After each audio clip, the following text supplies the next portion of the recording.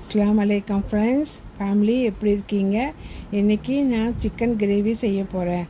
அதுக்கு உண்டான 1 kilo chicken எடுத்திருக்கேன். முதல்ல ஒரு பேன் அடுப்பில் வச்சுக்கோங்க. ஒரு 50 மில்லி எண்ணெய் ஊற்றிக்கோங்க. 2 பட்டை 2 லவங்கம் போடணும். போட்டதுக்கப்புறம் ஒரு தக்காளி எடுத்துக்கணும், பெருசு வடிவத்தில் போட்டு நல்லா வணக்கிட்டு இருக்கணும். அந்த பச்சை வாசம் போகிற வரைக்கும் அதை வணக்கணும். வணக்கினதுக்கப்புறம் 2 ஸ்பூன் இஞ்சி பூண்டு பேஸ்ட் போடணும். அந்த இஞ்சி பூண்டு பேஸ்ட்டு பச்சை வாசம் போகிற வரைக்கும் வணக்கிட்டே இருக்கணும்.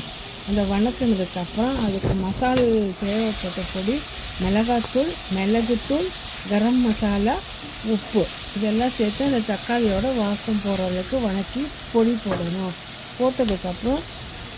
பொடி போட்டதுக்கப்புறம் அதை ஒரு மசாலா நல்லா கலக்கி விடணும். கலக்கி விட்டதுக்கப்புறம் நம்ம கழுவி எடுத்து வச்சுருக்கிற சிக்கனை அதில் போடணும். சிக்கன் பீஸ் போட்டு நல்லா மேலே கீழே நல்லா கலக்கி விடணும்.